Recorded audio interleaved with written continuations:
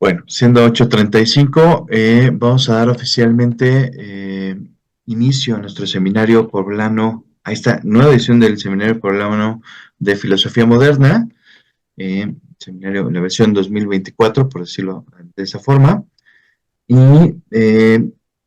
comenzar un poco recordando los orígenes del seminario. El seminario es una propuesta que surge, digamos, en paralelo con otras, o digamos, tratando de emular, digamos, lo que se ha hecho en otros lugares, concretamente en la UNAM.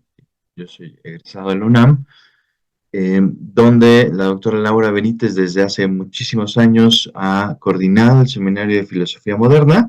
Y bueno, nosotros lo que decimos es que había que hacer alguna versión poblana, eh, que de alguna forma enriqueciera también esta región del país, y que bueno, que también desde esta región del país podamos ofrecer pues una promoción del estudio de la filosofía moderna, de la modernidad temprana particularmente, pero comenzando desde el Renacimiento. Y entonces es aquí donde surge la invitación al maestro Alexis Helmer, eh, que en breve me permito presentarlo, aunque creo que la mayoría ya lo conoce, la mayoría de los que están acá, pues ya de alguna forma lo ubican, lo han escuchado. Bueno,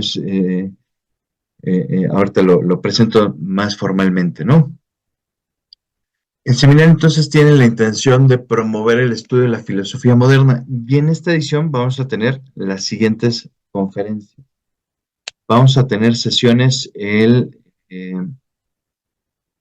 déjeme, saco mi esquema. Vamos a tener hoy, bueno, hoy es la primera oficialmente, luego el 13 de septiembre nos acompañará el doctor Paniel Reyes Cárdenas con una plática sobre Nicolás de Cusa. Luego, desde Argentina, la doctora Natalia Strock, hablará sobre Damaris Woodward. Luego, desde Massachusetts, la doctora Julia Giorati nos va a hablar sobre Margaret Cavendish y Anne Conway. Y finalmente, el 22 de noviembre, Alexandra Horowska de Polonia nos va a hablar sobre Leibniz. Eh, Cabe decir que este seminario pues es patrocinado, bueno, parte de los fondos con los cuales podemos hacer no solo esta actividad, sino muchas actividades, pues los obtenemos a través de patrocinios. Y en ese sentido, pues simplemente agradecer a Pepsi, Telcel, que siempre nos dan algún recurso para poder movernos, porque los recursos son muy limitados, pero poder tener al menos ese apoyo financiero que nos permite hacer este tipo de eventos gratuitos donde podemos compartir el conocimiento. Bueno, tenemos estos invitados de esta altura que es impresionante, que son gente muy comprometida, que son grandes estudiosos de cada uno en su tema.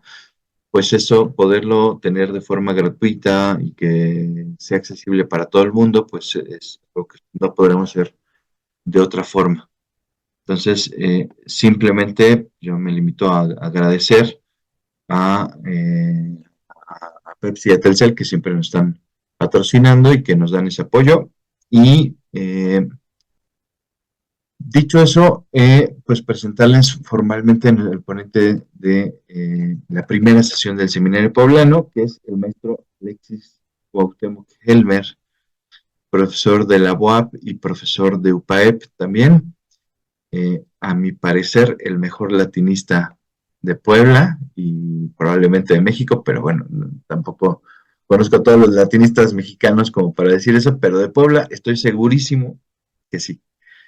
Eh, es un gran erudito en toda la cultura latina, pero gran erudito. Es una persona apasionada por el conocimiento, un gran profesor, excelente profesor. Eh, eh, yo diría que quien tenga oportunidad de tomar clases de latín con el profesor Alexis, pues tiene una bendición en esa clase, porque de verdad el aprendizaje que pueden tener en esa materia no lo van a poder tener en otras materias. Entonces, yo simplemente agradecerte, Alexis, que nos compartas tu conocimiento de lo que tú has estudiado, porque sé que has estudiado muchísimo y sé que es un tema que a ti te apasiona. y pues bueno, poderte escuchar, pues siempre lo agradeceremos y pues nada, yo simplemente te agradezco y te cierro mi micrófono para no quitarte tiempo. Pues Roberto, ¿qué puedo decir? Gracias por palabras tan amables. Gracias pues a la Facultad de Filosofía de la UPAEP por la invitación al seminario Poblando Filosofía Moderna y bueno, pues a los asistentes. Me siento apenado, abrumado por esas palabras tan elogiosas. Espero poder contribuir en algo con esta charla, pues al estudio de la filosofía moderna partiendo del contexto del Renacimiento, me parece muy oportuno, pues, que se hable del Renacimiento, que se hable de la filosofía del Renacimiento, que a veces ha quedado un poquito olvidada, un poquito descuidada. Se entiende, pues, ¿no? Porque el peso de figuras enormes, como son los filósofos escolásticos, ¿no? De la talla de Santo Tomás de Aquino, Duns Scoto, Ockham, y luego la talla gigantesca también de grandes pensadores de la modernidad, ya más hacia acá, Descartes, Spinoza, Leibniz, digamos, ha producido ese efecto de que nos olvidemos de nombres igualmente importantes eh, que, que sirven de puente entre la tradición medieval y las tradiciones filosóficas más modernas, ya del siglo XVII y XVIII. Pero ¿qué pasa en medio? ¿No? ¿Qué pasa en el siglo XIV? ¿Qué pasa en el siglo XV y en el siglo XVI? Estos siglos que coinciden con el surgimiento del Renacimiento en Italia y luego su difusión por el resto de Europa. Vamos a intentar, pues, trazar un panorama, un recorrido muy sucinto por estos acontecimitos y personajes. Permítame un segundito nada más para habilitar la pantalla compartida.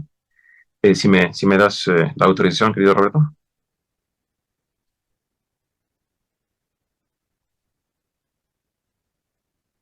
Ya.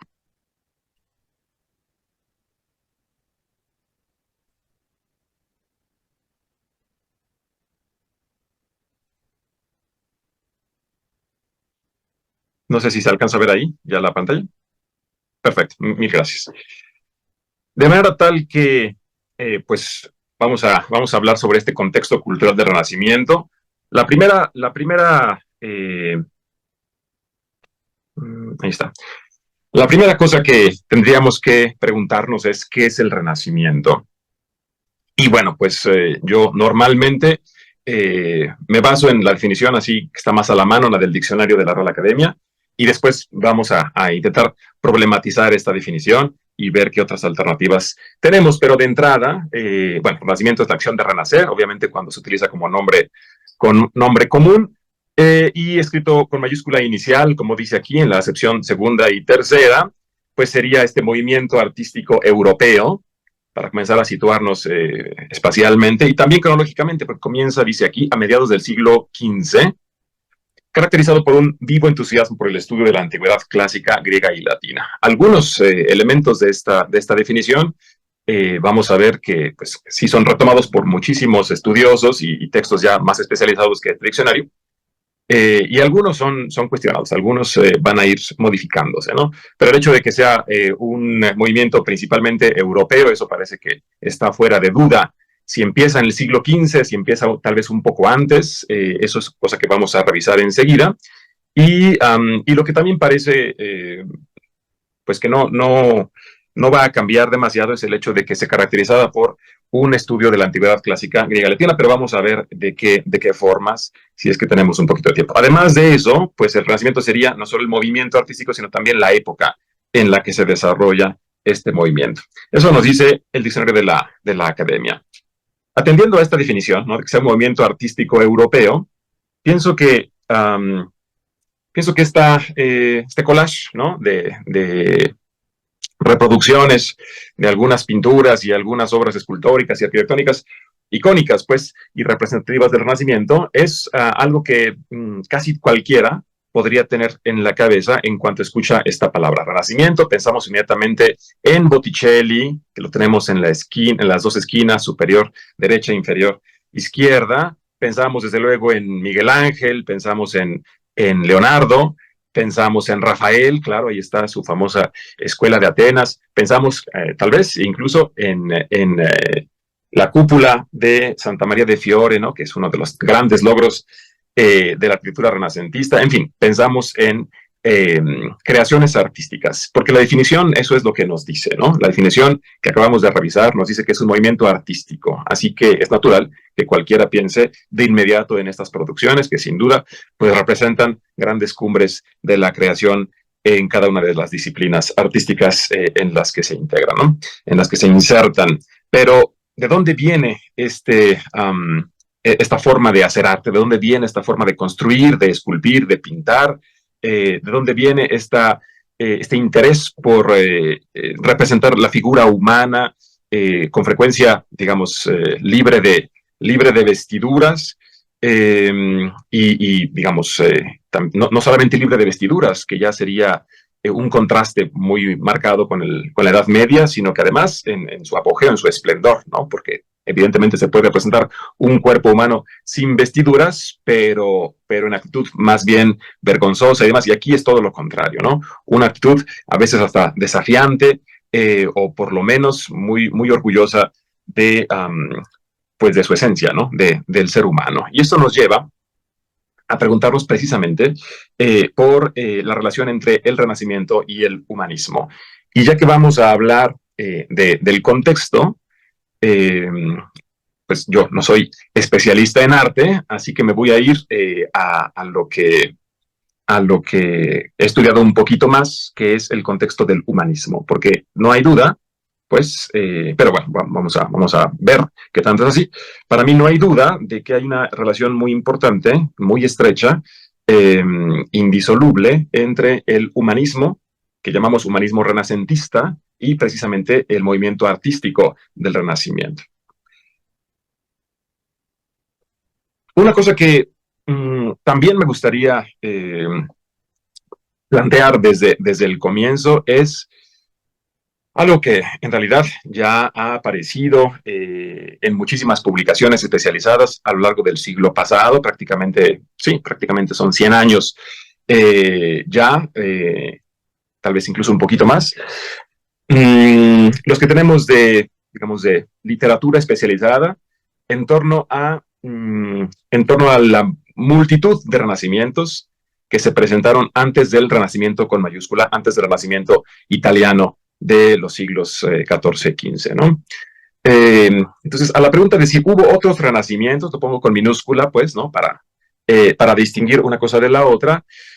Varios especialistas desde hace 100 años más o menos afirman que sí, ¿no? Y hoy en día, pues un buen sector de los estudios medievales se ocupan de esto, ¿no? De los otros renacimientos. Por ejemplo, el renacimiento isidoriano, que está focalizado pues en la corte de los reyes visigodos en el territorio que hoy es España, durante el siglo VII, con una figura predominante que es la de San Isidoro de Sevilla, que él solito pues hace este renacimiento. Desde luego había otras personas en torno suyo, pero es prácticamente San Isidoro de Sevilla quien domina este renacimiento porque él hizo precisamente lo que decíamos hace rato, rescatar el conocimiento de la antigüedad grecolatina y pues transformarlo en una producción nueva, acorde con su tiempo, que es los primeros siglos de la Edad Media. Luego vendría otro renacimiento carolingio, o más bien otro renacimiento que llamamos renacimiento carolingio. Naturalmente tiene su foco en la corte de Carlomagno y sus sucesores. Tiene como figuras principales entre los siglos finales del siglo VIII y principios del IX, o prácticamente todo el siglo IX, a Carlomagno en primer lugar, que pues decide reformar la educación que se impartía en las escuelas del imperio, decide que el imperio se hará cargo de la educación en las escuelas catedralicias para no para que esta educación de los jóvenes no esté monopolizada por el clero regular, sino que también el clero secular pueda contribuir y esto suceda bajo la dirección del propio emperador, ¿no? Para esto se sirve de figuras importantísimas, de grandes estudiosos y eruditos como Alcuino de York, Eginardo, Balafrido de Estrabón, que es de la generación siguiente, Rabano Mauro y otros. Luego vendrá un renacimiento otoniano, también en el Sacro Imperio, entre los siglos X y XI.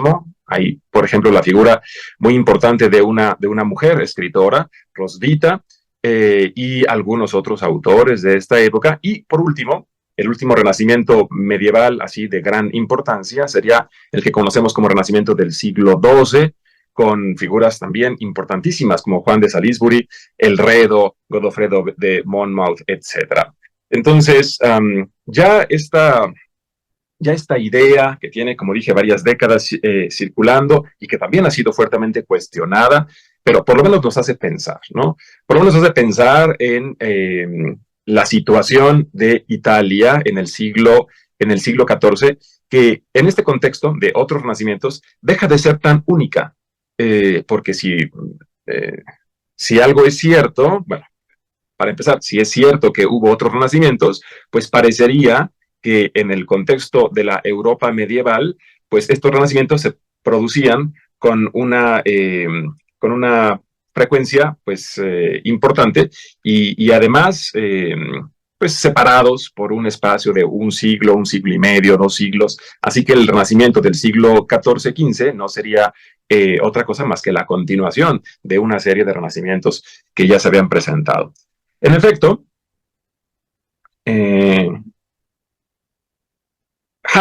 Charles Haskins, en un texto muy influyente, que tiene más o menos 100 años de haberse publicado, que se llama El libro del Renacimiento del siglo XII, tiene traducción al español y todo, se pregunta si hubo otros renacimientos o no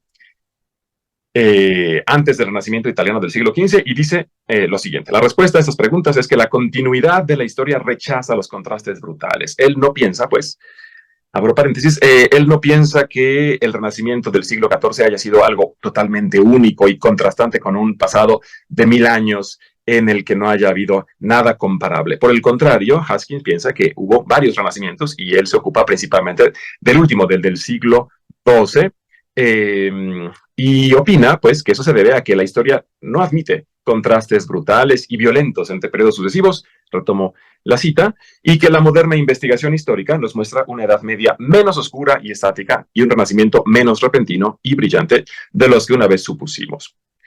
Para él, la Edad Media exhibe vida y color y cambio. Eso es lo que define la Edad Media, al contrario de lo que se pensaba en el siglo XIX, por ejemplo, o todavía más en el siglo XVIII. Es una búsqueda, dice él, la Edad Media es una búsqueda apasionada por el saber y la belleza. O sea, vean ustedes las características que normalmente atribuimos al Renacimiento, él las encuentra muy claramente en la Edad Media. Una búsqueda apasionada por el saber y la belleza, y también ofrece notables hazañas en el arte, la literatura y las instituciones. El problema es que los hombres del Renacimiento, con mayúscula, los hombres del siglo XIV y XV, no supieron reconocer esta búsqueda de la belleza y estas hazañas en el arte y la literatura, pero pues para Haskins está muy claro que así fue. Sigue diciendo, esto es en el prólogo de su texto sobre el Renacimiento del siglo XII, sigue diciendo que el Renacimiento italiano fue precedido por movimientos similares, los que ya enlistábamos, si bien no tan amplios en su alcance.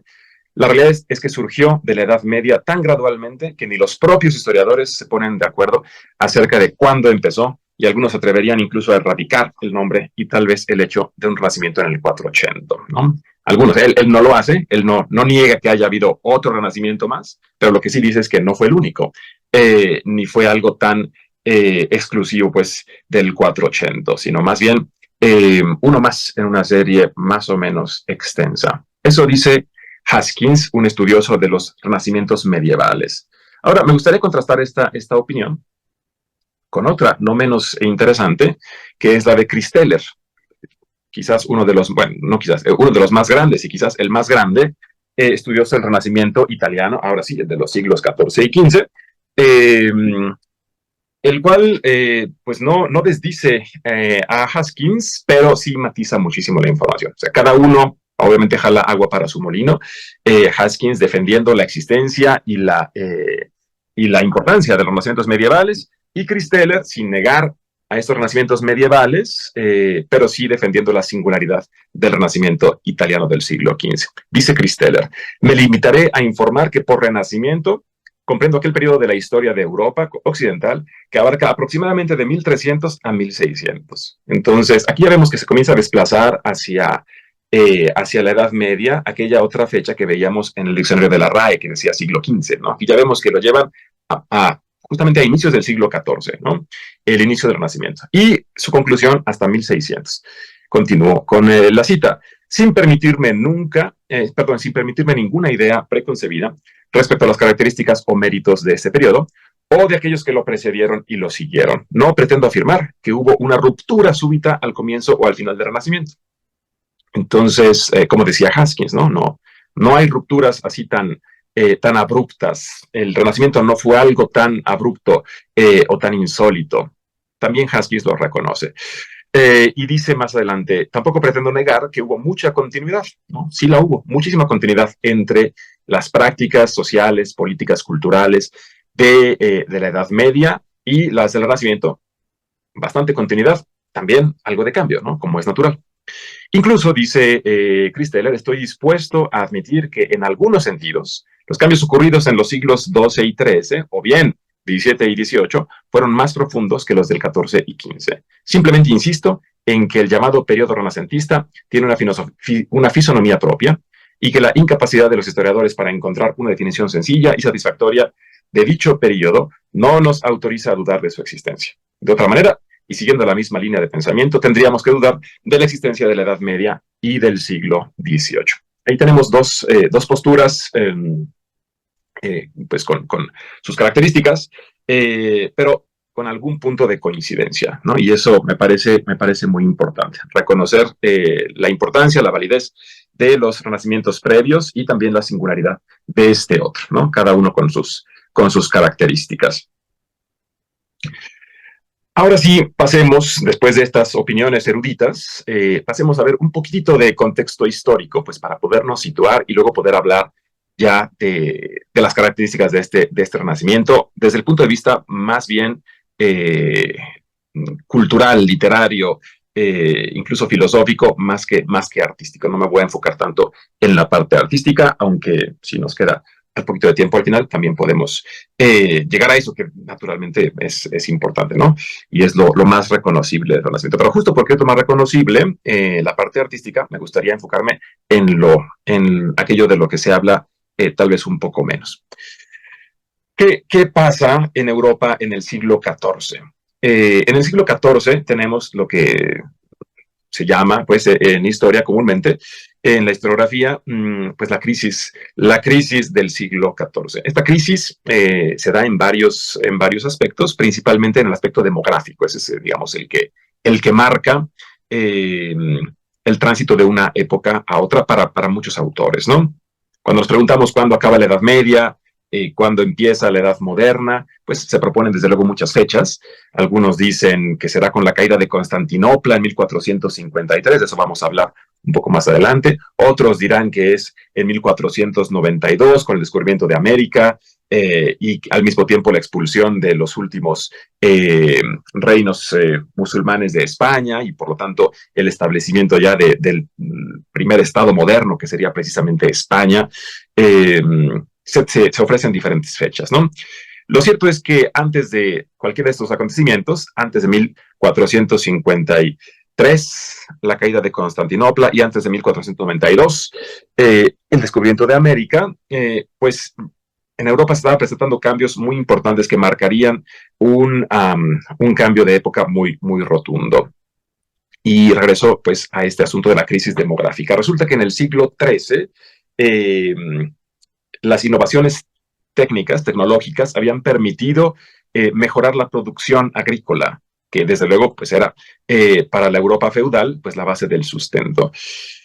Este periodo de bonanza en el siglo XIII, un periodo de bonanza, trajo consigo un aumento de la población y la consecuencia fue que en el siglo XIV ya no había suficiente alimento para esa población que había crecido de manera muy importante. Entonces, lo que tenemos en el siglo XIV y que origina esta crisis demográfica son oleadas sucesivas de hambre, de hambruna, y por lo tanto una desnutrición crónica de la población, deficiencia inmunológica generalizada en Europa Occidental, lo cual los hace pues presa muy fácil de la epidemia de peste bubónica que precisamente arrasa con la población europea en esa época, además de otras epidemias como tifus, cólera y tosferina. Solamente para tener una noción de, digamos, la gravedad de esta crisis, tengo pues este dato que ofrecerles, ¿no? La población europea pasó de 73.5 millones en 1340, o sea, a mediados del siglo XIV, a tan solo 50 millones en 1450. En un siglo, la población se disminuyó en una tercera parte, la población europea. Ahora, está claro para algunos autores que esta gran mortandad pues produjo un estado de ánimo melancólico en gran parte de la población, una gran resignación, un decaimiento pues generalizado de la moral en el sentido pues de su estado de ánimo. También se originaron brotes psicóticos y brotes de terror en algunos casos que derivaron en revueltas sociales, pues así es como se explican algunas veces estas revueltas sociales, y también movimientos de catarsis colectiva, esto que nos imaginamos a menudo, ¿no? De procesiones de flagelantes que iban asolando las ciudades y todavía pues agravando más este estado de psicosis, pues tiene que ver muchas veces con esto, ¿no? La gente buscaba algún remedio a esta mortandad y alguna escapatoria, y algunos se iban por la revuelta social, otros por movimientos de catarsis colectiva.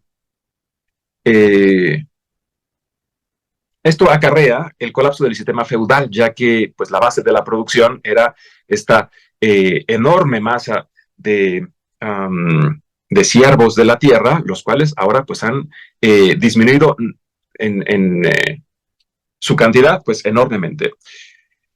El sistema feudal ya no puede subsistir ante la falta de personas que estén encargadas de la producción agrícola, así que pues todo esto favorece la evolución de la economía medieval, que deja de ser feudal poco a poco. Esto no se da de la noche a la mañana, poco a poco deja de ser feudal y se va acercando hacia el capitalismo agrario, o sea, que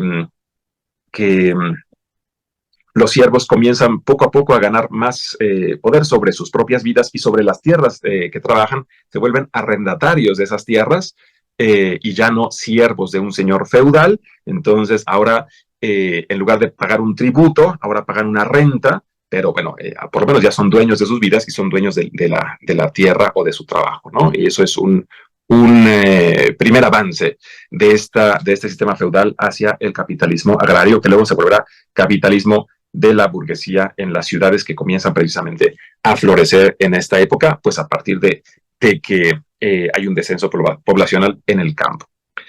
Presento solo un par de imágenes para poder visualizar la catástrofe que fue, por ejemplo, la peste bubónica. Aquí vemos a un grupo de personas cargando ataúdes para poder, pero en gran cantidad, para enterrarlos en lugares muchas veces improvisados, se trataría de víctimas de la peste en una ciudad que actualmente se encuentra en Bélgica. En este mapa podemos ver el progreso, la propagación de la peste a lo largo del siglo XIV. Podemos ver cómo en cuestión de una década para otra, ya toda Europa está prácticamente contagiada de peste. O sea, comienza esta cronología en 1340 y para 1350 ya toda Europa está hundida en esta gravísima epidemia de peste negra. Entonces, no es una cosa que haya llevado todo un siglo para que se propagara, llevó una década, pues, ¿no? Debemos entender que es un mundo donde la gente no viajaba tanto como ahora, así que la propagación en una década es aún así muy impresionante, pues, ¿no? A nosotros nos pasó algo parecido, mucho más rápido por los viajes internacionales que muchas personas realizan. En aquella época, pues no había tantos viajes internacionales y aún así la peste se propagó de una forma pues terrible, ¿no? Veamos,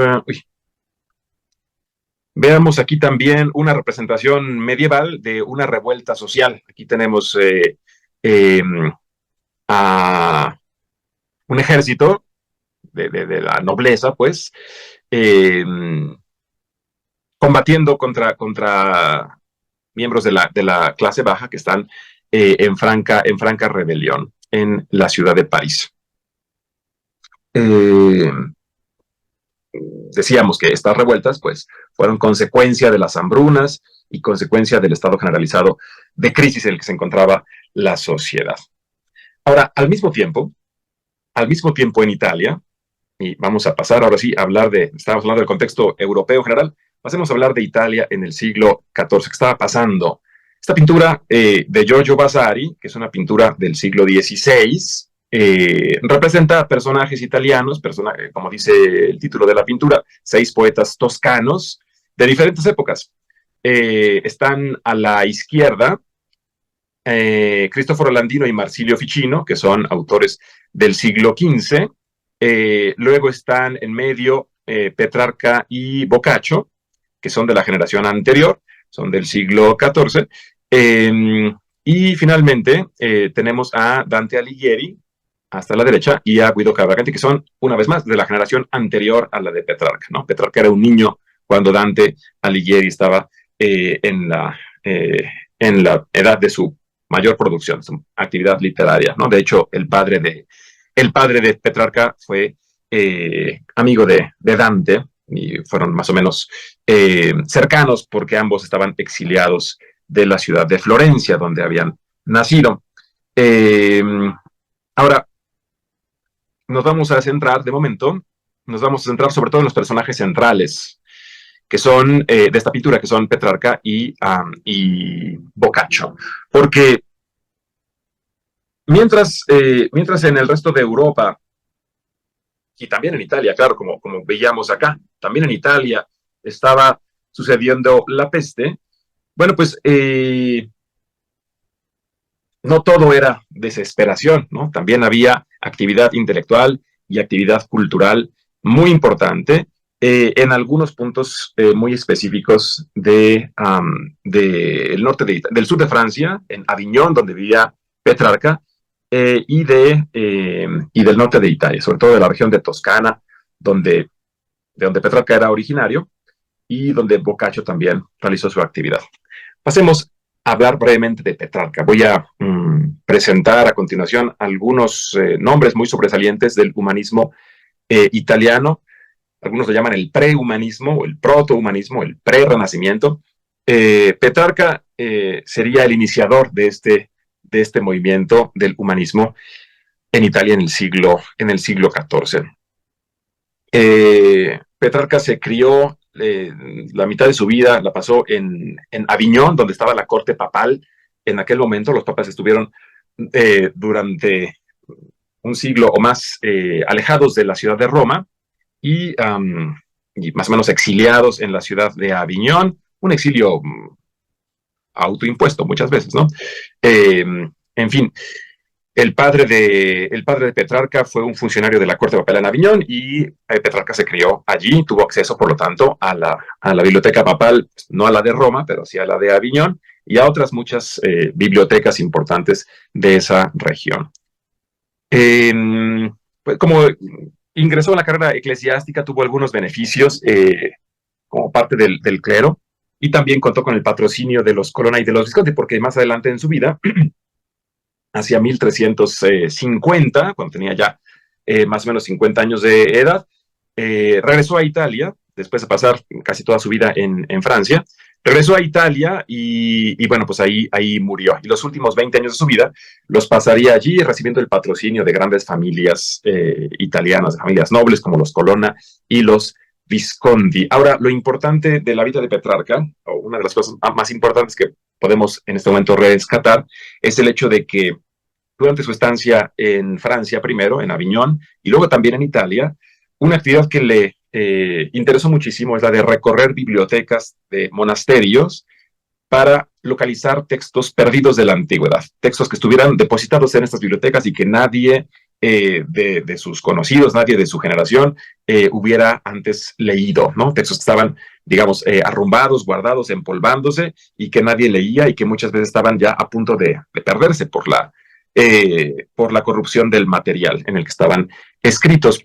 Entonces él se dedicó a copiar de su puño y letra estos textos y a hacerlos circular entre sus conocidos. Y gracias a él, hoy en día, de verdad es que es para los que nos dedicamos a la filología, por eso lo consideramos con justa razón, pienso, el iniciador del humanismo, porque sin él no podríamos leer hoy, pues yo creo que la mitad de lo que tenemos disponible de autores clásicos. No es que haya descubierto todo lo que hoy tenemos, o tampoco la mitad, pero sí que inició un movimiento al cual luego se sumarían otras grandes figuras del humanismo, y ya entre todos sí que nos heredaron una visión poco más completa, que es la que tenemos actualmente, de la literatura clásica. Y es que los medievales sí leían textos de la antigüedad clásica, pero solamente algunos y muy seleccionados, solamente aquellos que pasaban por el filtro pues de la cultura rígida de los monasterios y demás. El resto de la literatura antigua pues no circulaba,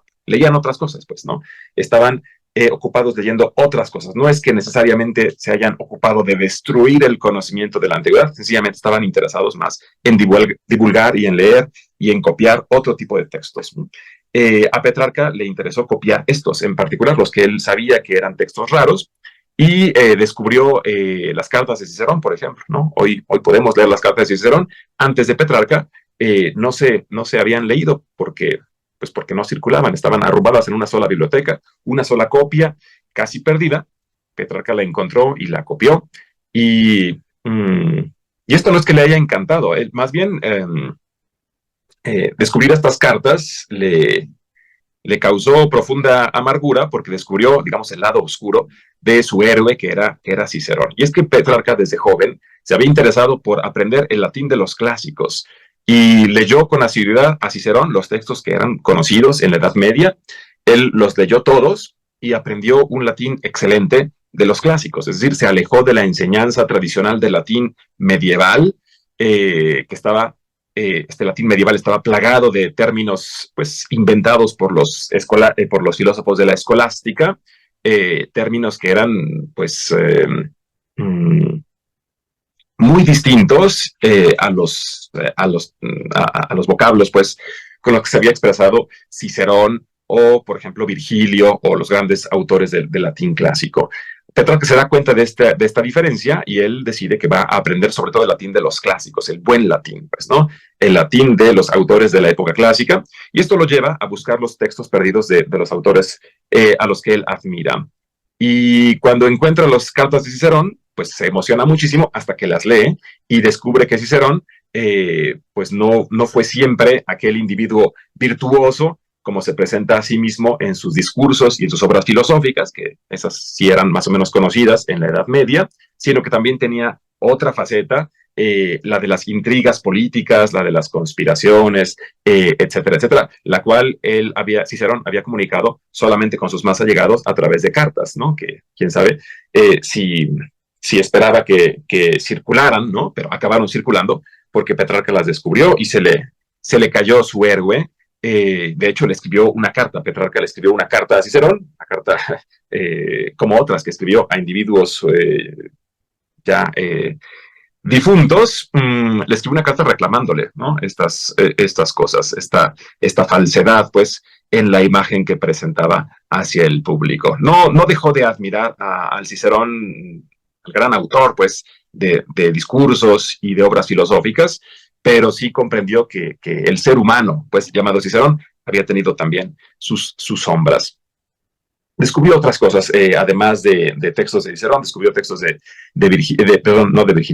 Tito Livio y algunas otras cosas. Y con esta actividad, ¿no? De copiar y difundir, no había imprenta, recordemos que estamos todavía, faltaban 100 años para que se inventara la imprenta, así que la circulación de los textos era todavía por manuscrito. Él hacía una copia para sí mismo, hacía, si le daba tiempo, otra copia para enviar a algún amigo, a Boccaccio, por ejemplo, que fue gran amigo suyo y colaborador, y así comenzar a difundir este conocimiento. Hoy en día, cuando se habla de Petrarca en casi cualquier contexto, se piensa en Petrarca como poeta, como autor del Canzoniere, que es una colección de poemas en italiano.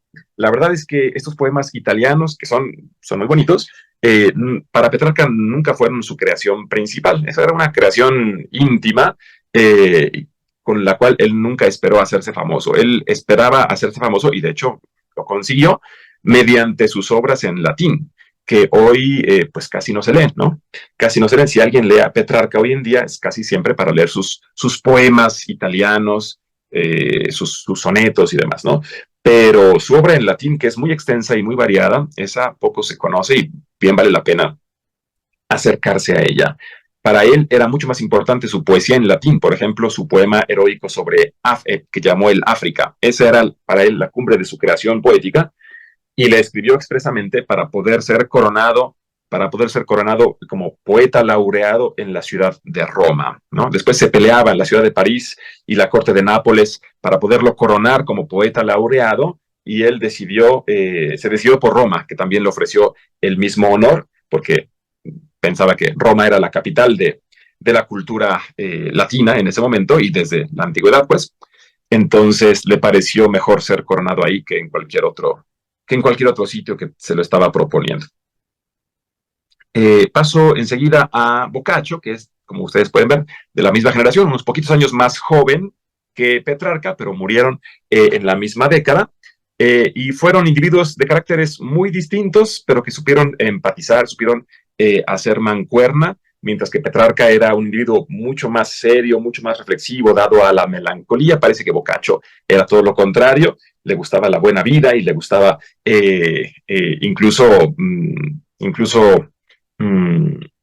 tratar temas un poco más vulgares pues en su obra, cosa que Petrarca no se permitió casi nunca. Aún así, fueron grandes amigos y colaboraron mutuamente. Bueno, se escribieron muchísimas cartas, se leían mutuamente, se ayudaban en su labor filológica. A Petrarca también, a Boccaccio, igual que a Petrarca, también lo conocemos hoy en día, sobre todo por su obra en italiano, sobre todo por su Decamerón, que es esta colección de cuentos, algunos bastante picantes, pues. Ahora hay una serie de Netflix, no la he visto, no sé qué tan buena sea la adaptación de los cuentos de Petrarca, pero son cuentos bastante subidos de tono en su mayoría. Supongo que la serie reflejará eso también, así que no creo que sea para todo público. Pero la verdad es que Boccaccio escribió otras muchas cosas, además de estos textos en italiano, además de estos cuentos donde un grupo de personas se aíslan para huir de la peste bubónica, se aíslan en una villa y comienzan a contarse cuentos, algunos de ellos eróticos y demás, ¿no?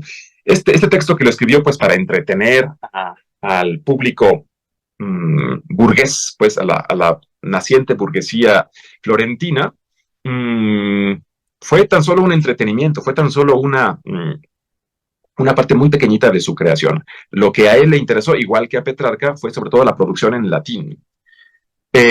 Puse aquí en el título, ¿no? Esto de Entre dioses, hombres y naturaleza, porque sus obras principales en latín tienen que ver con los dioses de la antigüedad pagana, con los hombres y mujeres sobresalientes de la antigüedad pagana también, y con temas de naturaleza y toponimia, pues, ¿no?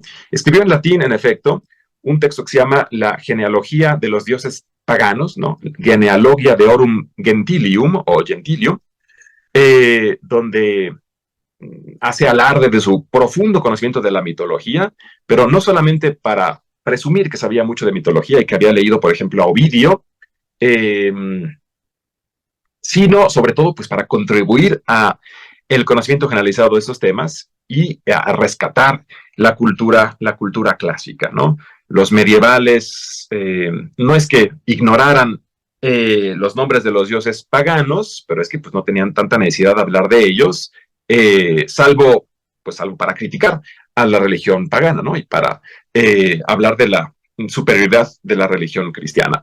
Pero Petrarca y Boccaccio, en este caso sobre todo Boccaccio, pues le interesa dar a conocer a un público cada vez más amplio pues toda esta genealogía y toda esta mitología de los antiguos griegos y romanos para que pudieran acercarse a los textos clásicos y entender de qué se estaba hablando cuando Ovidio menciona a un dios más o menos desconocido. Bueno, pues la obra de Boccaccio sirve como una especie de referencia, una especie de diccionario de personajes mitológicos. Luego escribió también dos obras con biografías de personas ilustres. Una es el de Casibus Virorum Illustrium, o sea, sobre la vida de los hombres, de los varones ilustres, y otro que es el de Mulieribus Claris, o sea, acerca de las mujeres famosas, pues, sobre todo de la antigüedad.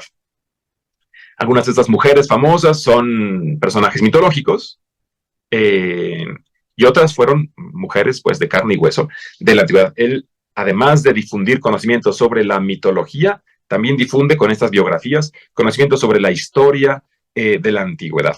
Y por último, el de Montibus Silvis Fontibus Lacubus Luminibus Stagnis Eu Paludis et de Nominibus Maris Liber es un libro, es una especie de diccionario de nombres geográficos, porque uno leyendo a Julio César, o leyendo a Cicerón, o leyendo al propio Virgilio y a los demás poetas, se encuentra cada rato con nombres de lugares, digamos, todas las partes conocidas del mundo antiguo para estos escritores, que un medieval que no hubiera tenido acceso a esta literatura, pues difícilmente iba a conocer, ¿no? Un lector, ¿no?, nacido en Florencia, que no hubiera todavía leído a estos autores clásicos o que comenzara apenas a leerlos, sin internet a la mano y sin Wikipedia a la mano, lo tenía muy difícil para saber dónde se ubicaba tal monte, tal bosque, tal manantial, tal lago, tal río. Y bueno, pues esta obra de Boccaccio sirve como un diccionario geográfico para poder ubicar los nombres, las toponimias de las que hablan los autores de la antigüedad. Así que él hace este tipo de obras de consulta, digamos, para ampliar el conocimiento que se tenía de la literatura clásica. De esta generación, aunque como ustedes ven, más bien de la siguiente, porque nace cuando ya habían muerto, justo cuando acababan de morir Petrarca y Boccaccio, voy a presentar por último a Poggio Bracciolini, y le puse así, ¿no?, entre átomos y chistes, porque son las dos cosas que más destacan de su legado. Y ustedes dirán que tiene que ver una cosa con la otra. Bueno, es que por un lado, Poggio Bracciolini, que era secretario de la corte papal y fue por lo tanto enviado en muchas misiones diplomáticas, por ejemplo, al concilio de Constanza, y a otros, pues, que se presentaron en esa época, es decir, en la primera mitad del siglo XV. En sus múltiples viajes hizo un descubrimiento importantísimo. Igual que Petrarca y Boccaccio, se había dedicado también Poggio Bracciolini a buscar manuscritos perdidos en bibliotecas monásticas, y encontró en sus viajes el De Rerum Natura de Lucrecio, ¿no?, que llevaba muchísimos siglos perdido. No sabemos quién fue el último medieval que lo leyó, posiblemente, no sé, San Agustín, posiblemente leyó el texto de Lucrecio, como sabemos que leyó, por ejemplo, San Agustín el Hortensio de Cicerón, que hasta la fecha sigue perdido. Eso no lo encontró ni Petrarca, ni Boccaccio, ni Bracciolini, pero Bracciolini sí encontró el De Rerum Natura, que tenía mucho tiempo sin haber sido leído por nadie, y él lo copió y lo puso en circulación. Y esto vendría a revolucionar la ciencia, porque ustedes seguramente recuerdan que Lucrecio habla allí sobre la teoría de los átomos. Y entonces es un poema en latín que retoma la teoría de Demócrito acerca de los átomos, y también retoma muchísimo de la filosofía de Epicuro. Así que este poema, al ser redescubierto y dado a conocer en copia manuscrita por Poggio Bracciolini, pues vendrá a revolucionar tanto la ciencia como la filosofía, ¿no? Se vuelve a discutir acerca de átomos después de 1500 años, se vuelve a discutir acerca de átomos en la ciencia, no exactamente en el siglo XV, pero sí en las generaciones por venir, ¿no? Se volverá un texto muy influyente. Igual será criticado, ¿no? Igual será criticado, como ya en la antigüedad, Lucrecio había sido criticado por un supuesto ateísmo, o por lo menos una irreverencia hacia los dioses, la cual, pues él, si es que hay algo así, simplemente la está retomando de Epicuro, ¿no? Y luego, ¿qué tienen que ver los chistes? Bueno, es que en sus ratos libres, este Poggio Bracciolini escribió también un libro de chistes, las Facetiae.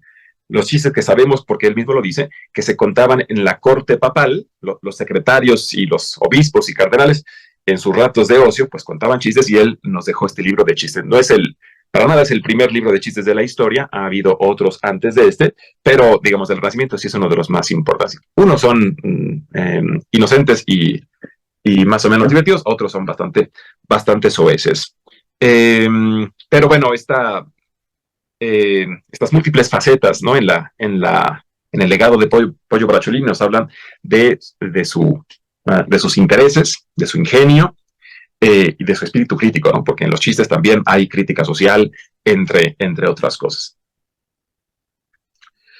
Ahora, ¿qué es lo que estaba pasando en Italia? Para enfocarnos una vez más en el contexto social, político, económico, ¿qué es lo que estaba pasando en Italia en la generación entre la generación de Petrarca y la de Pollo Bracciolini? ¿Por qué es que hablamos de un renacimiento con mayúscula, renacimiento italiano, distinto de los otros renacimientos? ¿Qué tuvo de peculiar? Bueno, habría que partir de las características muy singulares de la sociedad italiana en esta época. Algunos autores afirman que las características para que hubiera un renacimiento en toda Europa estaban dadas en toda Europa, pero que en Italia se presentaron de forma más precoz y más pronunciada que en otros sitios, y eso sería lo que puso a Italia a la delantera, pues, ¿no? Y luego las demás naciones europeas voltearían a ver a Italia en el siglo XV y XVI, pues para dar continuidad a este renacimiento, ya con características modificadas, ¿no? Una de las principales características de la sociedad italiana en los siglos XIV y XV fue el desarrollo de la vida urbana. Ya decíamos hace un momento, hablábamos acerca del declive en la población y sobre todo el declive en la economía agrícola y feudal. En Italia esto se traduce pues en un desarrollo muy acelerado de las ciudades y por lo tanto de la burguesía que está conformada por los habitantes de estas ciudades en los últimos siglos de la Edad Media. Ahora, algunos de estos burgueses que se volvieron banqueros y hombres de negocios comenzaron a enriquecerse de una forma muy notable. Y esto produjo una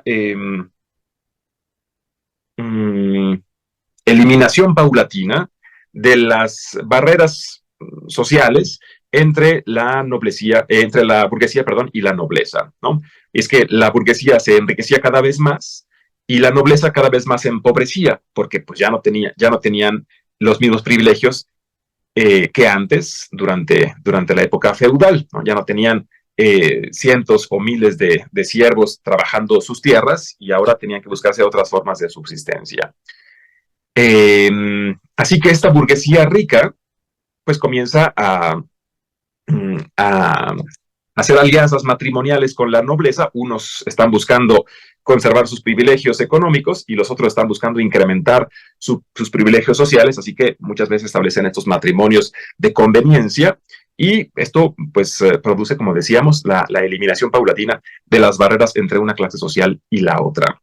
Además de que esta clase nueva y creciente, que es la burguesía, ahora es tan adinerada y tan poderosa que tiene suficiente tiempo libre para dedicarse a distracciones intelectuales y busca embellecer sus residencias con obras de arte. Aquí es donde entra, por ejemplo, la figura de los Medici, ¿no? Una familia que precisamente venía de la burguesía, que se había enriquecido de manera muy notable en Florencia y que había llegado al punto en el cual los miembros de esta familia de los Medici, pues tenían tiempo para dedicarse a ocios intelectuales y tenían suficiente dinero para comisionar obras de arte. Eso explica, pues, el desarrollo impresionante de la intelectualidad en la Florencia de los Medici y también del arte en la misma época y en el mismo lugar. Añadido a esto, ¿no? Otra cosa que estaba pasando, no en Italia, pero que tendrá importantes repercusiones para los italianos, es, ahora sí, veamos la caída de Constantinopla en 1453. Se habían presentado intentos antes de esta fecha, muchos intentos, es una cosa que viene desde las cruzadas prácticamente, digamos que la presión ejercida desde Oriente por árabes y también los turcos otomanos hacia la ciudad de Bizancio, hacia la ciudad de Constantinopla. El imperio bizantino que cada vez ve más y más reducidas sus fronteras. Para 1453 se culmina con este proceso de conquista, ¿no? No será de un día para otro, fueron décadas en las cuales los otomanos fueron robándole territorio al imperio bizantino y cuando ya no le quedaba prácticamente nada de territorio fuera de la ciudad de Constantinopla, pues ahora sí cae la ciudad, parece que por descuido de alguien se quedó una puerta abierta literalmente y así fue como entraron los otomanos y cayó Constantinopla. Ya desde algunas décadas antes de esto, eh, la amenaza estaba presente y muchos eruditos bizantinos habían comenzado a viajar hacia Europa, particularmente hacia Italia, en busca de protección y para pedir también ayuda, para rogarle al Papa que liderara una nueva cruzada en contra de estos otomanos. Nada de esto tuvo mayor repercusión, no hubo una cruzada de los europeos occidentales para impedir la caída de Constantinopla. Habría una más adelante, ¿no? En el siglo XVI, prácticamente, pero bueno, finales del 15 y 16, pero pues aquí no tanto. Entonces, ya para cuando cae la ciudad de Constantinopla, ahora sí, un número mucho más importante de eruditos bizantinos piden asilo en Italia, y esto va a ser importantísimo para el desarrollo de la filosofía en el humanismo italiano, pues porque estos eruditos traen consigo dos cosas: conocimiento de la lengua griega que, digamos, se había prácticamente abandonado su estudio en la Europa medieval. Se decía incluso, ¿no? Lo que está en griego no se lee, o sea, se brincaban las partes en griego de los textos latinos que de repente leían porque no había un conocimiento del griego. Ustedes saben que durante la escolástica, para leer autores griegos, Santo Tomás de Aquino, por ejemplo, tuvo que recurrir a traducciones del árabe, porque era más fácil encontrar en Europa gente que supiera árabe para traducir a Aristóteles desde el árabe que a un griego que pudiera traducir del griego al latín, ¿no? Entonces, estos eruditos bizantinos traen consigo conocimiento del griego, pues porque era su lengua, y traen también manuscritos de filosofía y de literatura griega que en Europa tenían muchísimo tiempo de no circular o que eran totalmente desconocidos. Entonces, estas oleadas de erudición, que además desembarcan principalmente en Italia, pues abonan todavía más al desarrollo de la filosofía y de la cultura en la Italia del siglo XV. Se recupera, pues se reintroduce el estudio del griego antiguo, primero que nada en Italia, y después se expande hacia la Europa del Norte. Además, se vuelve a leer a Platón, que, digamos, sabemos que la Edad Media en sus inicios había sido más o menos platónica, quiero decir, algunos pensadores muy influyentes de inicios de la Edad Media habían sido platónicos, pero después cayó en desuso, ¿no? La filosofía platónica y los siglos de la escolástica, el siglo II, el siglo XIII, fueron principalmente dedicados al estudio de Aristóteles. Aún así, Aristóteles se lo leía en traducciones del árabe. Así que cuando llegan estos bizantinos con sus manuscritos, ahora sí, por primera vez, los estudiosos europeos, primero que nada italianos, aprenden griego y leen una vez más a Aristóteles, pero en griego, y aprenden también suficiente griego para poder leer a Platón y otros muchísimos. También textos de ciencia, de la cultura helenística, llegan y, bueno, pues aumenta la cultura general de los humanistas, de los estudiosos italianos en esta época. Aquí solamente algunos nombres, habría muchos más. Teodoro Gaza, el cardenal Besarión, Janus Lascaris y Demetrio Calconcondiles son algunos de los nombres así importantes de estos bizantinos que llegaron a refugiarse a Italia, trayendo consigo todo esto que decíamos. No me voy a detener muchísimo en ellos para poder avanzar a la siguiente generación. Ya estoy como a dos terceras partes de avance, pero querido Roberto, me indicas, por favor, cuando tengamos que ir agilizando. Gracias. Paso a hablar de algunos, déjame ver cuántos tenemos acá. Creo que son estos tres nada más. Tres autores de la siguiente generación. Primero que nada, Lorenzo Valla. Escogí algunos entre otras muchas figuras, pues por su relevancia, ¿no? Por la influencia que tuvieron. Lorenzo Valla es indiscutiblemente un autor muy relevante por una razón. Igual que Petrarca, este Lorenzo Valla había decidido desde muy joven que lo que le interesaba era aprender buen latín. Buen latín, el latín de Cicerón, que es, digamos, para autores de esta época, el mejor latín del mundo, pues, ¿no? El de Cicerón. Comparado sobre todo con lo que veían ellos como latín deficiente, el latín de los medievales, ¿no? Entonces, Lorenzo Valla se pone desde muy joven a estudiar buen latín, o sea, para esto tiene que leer a los autores clásicos, y no solamente leerlos y ya, sino extraer de ellos todo lo que le parece como características del latín más puro, ¿no? Entonces, se lee a Cicerón, pero va tomando notas de cómo se expresa Cicerón y cuáles son las locuciones, las palabras, las expresiones, las locuciones más puras y más elegantes del latín, y a partir de ahí redacta lo que será su obra más célebre, Las Elegantiae Linguae Latinae, que publica a mediados del siglo XV.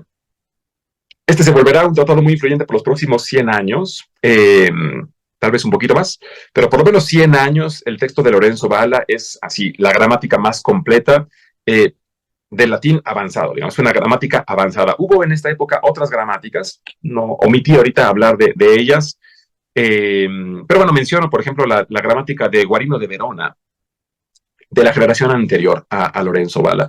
Guarino de Verona había decidido hacer una gramática muy sucinta, sí, muy chiquita, 30 páginas, para que los estudiantes, los muchachos, pues, que aprendían latín, a veces niños prácticamente, que aprendían latín en las escuelas, no tuvieran que pasar años aprendiendo de memoria, porque esa era la forma de enseñanza medieval, memorizar larguísimos textos con miles y miles de reglas de gramática. Guarino de Verona hace una gramática muy chiquita, con lo más esencial, ¿no? Las declinaciones, las conjugaciones, un poquito de sintaxis y vámonos, ¿no? Cosa que cabe en 30, 40 páginas de una gramatiquita. Esa es la propuesta de Guarino de Verona. Es una gramática básica para niños, pues, ¿no? Lorenzo Valla, de nuevo, se convierte en una gramática muy extensa, y definitivamente no es para niños, sino para un estudio más avanzado, ¿no? Para adolescentes o gente que está ya a punto de cursar estudios universitarios y que tiene necesidad ahora de aprender este nuevo latín, que en realidad no es nuevo, sino que es el latín clásico, pues, lo que consideran el latín puro de los autores clásicos. Se hizo famosísimo Lorenzo Valla porque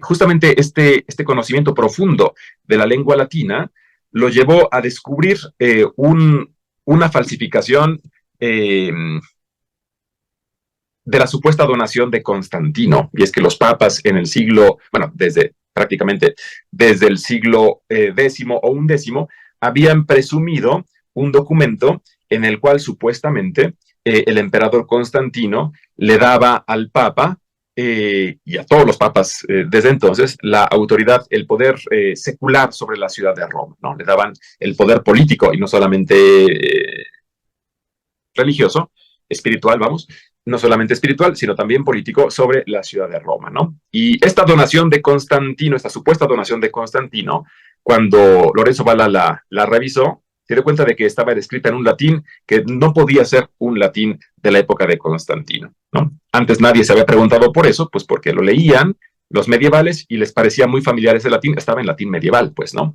Y no en latín clásico.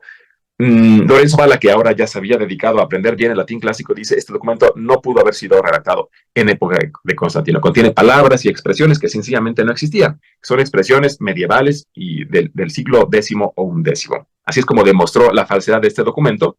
Eso no lo hizo muy simpático a los ojos de los papas, pero lo cierto es que sí lo hizo muy famoso a ojos de todo el mundo, ¿no? Porque había demostrado con evidencia científica, bueno, filológica cuando menos, que un documento es falso. No sé si lo consideran el padre de la lingüística forense, pero bien podría serlo. Bueno, la figura de Lorenzo Valla, importante pues en estos términos, ¿no? De conocimiento del latín. Una figura no menos importante, me parece a mí, sería la de Ficino, sobre todo por su reivindicación del platonismo.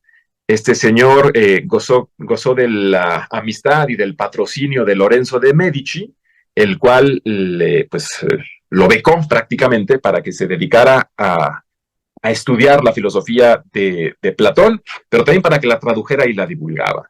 Entonces, observemos, bueno, para la época en la que Ficino hace esto, que son los años 1480, que se pone a traducir a Platón, y no conforme con eso también traduce a los neoplatónicos, o sea, a Plotino, a Proclo, a Jámblico, a Porfirio, etcétera, y los comenta.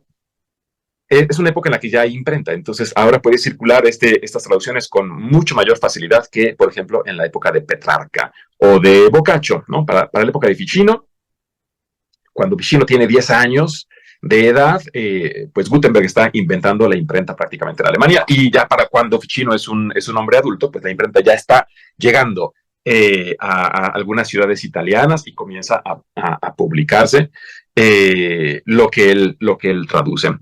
Hace una fusión muy interesante entre el platonismo y el cristianismo. Él era también miembro del clero, igual que muchísimos de esos humanistas, porque a veces circula la idea de que estos humanistas eran todos ateos, ¿no? Y que estaban en contra de la iglesia y en contra de la religión. Es una idea con la que me he topado algunas veces, ¿no? De que el humanismo fue una oposición a la iglesia, y que fue una promoción del ateísmo. Y la verdad es que muchísimos de estos grandes humanistas fueron miembros de la iglesia y buscaron, a su modo, pues conciliar sus estudios con sus creencias religiosas. Ficino lo hizo, intentó pues fusionar el platonismo con el cristianismo, cosa que, digamos, otros ya habían hecho, como decíamos, desde San Agustín y demás, ¿no? Entonces, bueno, pues también la figura de Ficino sería súper importante de rescatar. Hay varias traducciones, ¿no? Ahora de sus obras, aunque puede que todavía falten algunas, pues, de estudiarse. Escribió, bueno, ya con sus puras traducciones, es trabajo de toda una vida, traducir a todo Platón y traducir a todos los neoplatónicos y el Corpus Hermeticum, y además le dio tiempo de escribir sus comentarios y su obra propia.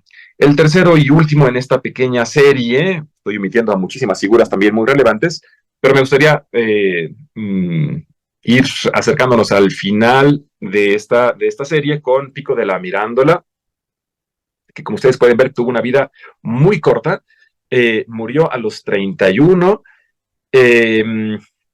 pero alcanzó una enorme celebridad que hasta la fecha perdura, principalmente por este discurso, la Oratio de Hominis Dignitate, el discurso acerca de la dignidad del hombre en el sentido amplio, pues, de ser humano, que se conoce a veces como el Manifiesto del Renacimiento, y con razón, me parece a mí. No es el único texto que merece tal vez ese apelativo. También los prólogos a las elegancias de Lorenzo Valla, del que ya hice mención, también los prólogos a esas elegancias bien pueden considerarse manifiestos del Renacimiento, manifiestos del humanismo, pero no son tan famosos como este discurso, y este discurso es realmente, realmente bello. Cuando tengan oportunidad, si no lo han ojeado, me dirijo a los estudiantes y a los interesados, pues, en conocer más sobre estos temas. Si no han tenido oportunidad de leer el discurso, de verdad, hoy mismo búsquenlo, porque es una joya, ¿no? Del pensamiento humanístico de la Italia del 480, ya acercándose al final de este gran siglo del humanismo italiano.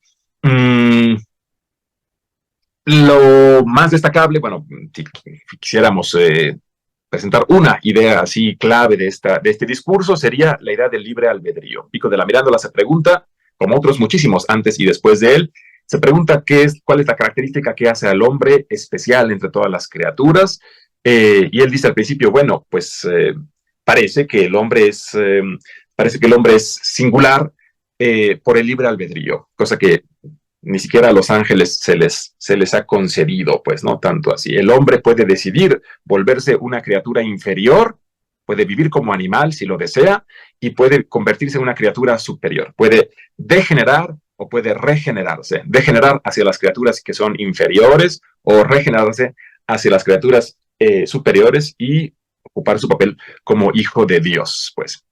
La discusión del libre albedrío será importantísima también para otros pensadores como Erasmo de Rotterdam, Lutero, pues, y toda esta serie, pues, de pensadores de la época siguiente, del siglo XVI y de la Reforma. Pero Pico es el que pone sobre la mesa ese concepto en la época del humanismo italiano. Y bueno, pues ya por eso se vuelve importantísimo para nosotros y para conocer más a profundidad este fenómeno del Renacimiento y del humanismo. Y bueno, pues mis últimas 2 o 3 diapositivas se enfocan en las repercusiones, pero bueno, llevaría otra hora si quisiéramos hablar de todos los autores importantes de esta época. Así que pues menciono solamente algunos, ¿no? El Renacimiento europeo, luego es una consecuencia, es un derivado del italiano del siglo anterior. En el siglo XVI, pensadores como los que tengo aquí en el párrafo central, Erasmo, Vives, Melanchthon, Philip Melanchthon, Santo Tomás Moro, Muretus y Justo Lipsio, entre otros muchísimos, ¿no? Los escalígeros, Julio César Escalígero, César Escalígero y otros muchísimos filólogos y humanistas, pues ya ahora no italianos, sino europeos, son los que toman la antorcha o toman la estafeta de las manos de los italianos y la llevan a direcciones muy variadas, ¿no? El pensamiento de estos autores pues circula muchísimo gracias a la imprenta. Déjenme presentarles un par de diapositivas sobre la difusión de la imprenta. Aquí está, ¿no? Tan solo, pues para darnos una idea, ¿no? En la esquina superior izquierda tenemos a un copista medieval haciendo esta labor de copiar a mano los textos. Aquí tenemos a un medieval, pero la verdad es que Petrarca, un hombre del humanismo renacentista, y Boccaccio y Poggio Bracciolini hicieron exactamente lo mismo, ¿no? Copiar a mano los documentos. A la derecha, en el nivel superior, tenemos un manuscrito renacentista, que es una carta de Poggio Bracciolini, con su retrato ahí, dirigida a algún otro humanista. Entonces, la actividad de copiar no cambió esencialmente entre la Edad Media y el 480 italiano, porque seguían haciendo lo mismo, seguían copiando a mano los textos y haciéndolos circular en una única copia manuscrita. Claro que mejoraron un poquito porque cambiaron la forma de escribir, cambiaron las letras, las hicieron más redondas y más fáciles de leer, ¿no? Eso ya fue una primera innovación. Abajo a la izquierda tenemos a Gutenberg en su taller, viendo las pruebas de la Biblia de Gutenberg hacia 1450. Y a la derecha, por último, tenemos un taller ya de imprenta en la segunda mitad del siglo XV, cuando la imprenta se vuelve una industria y la producción de libros pues se hace ya de forma cada vez más eficiente, y la distribución de libros también crece notablemente. Creo que tengo acá, en el mapa de la izquierda, tenemos las ciudades que tuvieron imprenta en Europa, perdón, en el siglo XV, ¿no? Estas son las ciudades que tuvieron imprenta en el siglo XV, o sea, en los 50 años que van desde la invención de la imprenta hasta el año 1500. Los puntitos, pues, representan las ciudades con imprenta. Los puntos grandes son las imprentas grandes con mayor producción. Y la gráfica de la derecha muestra la producción de libros en el siglo XV, o sea, cuando se inventa la imprenta. Ven ustedes que la producción de libros es casi nada, pues, ¿no? O sea, ¿qué libros se producen en el siglo XV? Pues los de Gutenberg, la Biblia de Gutenberg, o sea, es cerca del cero la producción de libros. Para el siglo XVI se están imprimiendo algo así como 200 millones, o sea, una cosa bárbara, 200 millones de ejemplares se están imprimiendo en las imprentas de toda Europa.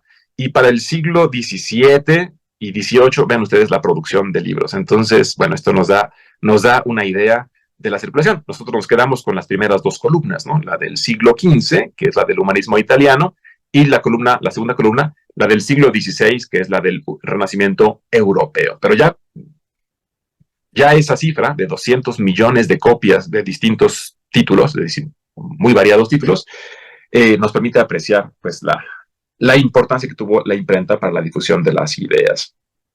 El último personaje del que voy a hablar, me gustaría hablar de otros muchísimos, pero no nos va a dar tiempo, sería Erasmo. Lo he puesto aquí entre adagios y coloquios. Escribió otras muchas cosas, pero me interesa destacar su papel como maestro del latín, una vez más, como ya lo había sido Lorenzo Valla. Erasmo fue también un gran admirador de Lorenzo Valla y en cierto modo continuador de su obra, aunque su carácter lo llevó a enseñar latín de otra manera, un poco más pedagógico, diríamos, ¿no? Lorenzo Valla todavía hace esta enorme gramática que todavía hay que aprender con mucho estudio, mucho esfuerzo.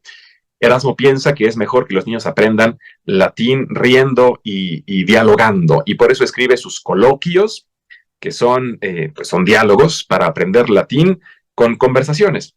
Es muy simpático que a veces estos coloquios se venden en traducción, únicamente en traducción, sin el texto latino, y la verdad es que los primeros 10 o 20 coloquios no tienen ningún sentido traducirlos porque son un libro de texto para aprender latín, y traducidos al español parecen la cosa más insulsa que alguien, o sea, uno leyendo las traducciones de los coloquios dice, bueno, ¿y por qué es tan famoso Erasmo si escribió un diálogo donde la gente se la pasa saludándose media hora? Pues no.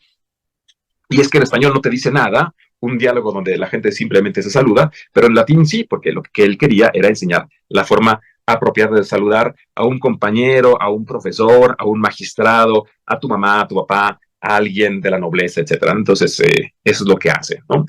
Cuando estos coloquios se vuelven muy importantes, tanto así que se piratean, Erasmo decide ampliarlos para un poco combatir la piratería, decide hacer una nueva edición revisada y ampliada y añade una serie de coloquios que ya no son para enseñar latín, sino que ya son coloquios un poco más filosóficos. Esos tiene todo el sentido del mundo el que se traduzcan, pues, ¿no? Porque ahí lo que importa es el contenido. Pero en la primera serie de coloquios no tiene ningún sentido traducirlos porque son coloquios que sirven solo para aprender latín, básicamente. También escribió una colección de adagios, que es una colección enorme, miles y miles de proverbios y refranes sacados de una enorme cantidad de autores clásicos, explicados, ¿no? Explica dice cuál es el refrán, cuál es el proverbio y explica dónde aparece y cuáles son sus aplicaciones, cómo se puede utilizar ese refrán en la conversación o en la redacción de obras. Y él lo pone en práctica. Él prácticamente no escribe una carta, y escribió muchísimas, no escribe ni una carta sin añadirle algún refrán que él descubrió en algún autor y que pues le gusta utilizar muchísimo estos refranes. Son libros para aprender latín, pero distintos a los de las generaciones anteriores, ¿no? Aprender latín conversando, por ejemplo, y aprender latín mediante frases famosas, frases célebres, en lugar de tener que aprenderse necesariamente de memoria muchísimas reglas. Claro que él asumía que estos libros los iban a utilizar niños que ya hubieran pasado por una clase de gramática, que ya tuvieran alguna noción de las reglas, pero que en lugar de seguir aprendiendo reglas más adelante, pues pudieran aprender de otra forma el latín. Escribió otras muchísimas cosas. Escribió también textos sobre, como dije hace rato, sobre el libre albedrío y sobre otras muchas cuestiones de las cuales hoy creo que ya no vamos a poder hablar. Propongo una biografía selecta por si alguien quiere tomar captura de alguna obra que les pueda interesar. Yo estuve consultando estos y algunos otros libros, pues para poderles presentar estos apuntes sobre la cultura del Renacimiento. Burckhardt es un texto que tiene ahora más de 100 años que se publicó, pero sigue siendo importante. Haskins tiene eso como 100 años de publicación. Jill Cray es un texto de hace 20 años. Chris Taylor tiene 50, 60 años que estaba publicando estas cosas sobre el Renacimiento. Así que, bueno, hay de todo, ¿no? Hay de todo un poquito para poder profundizar en esos temas. Y yo, bueno, con eso terminaría, esperando no haber abusado de su tiempo, de su paciencia. Les agradezco una vez más el hecho de que me hayan escuchado.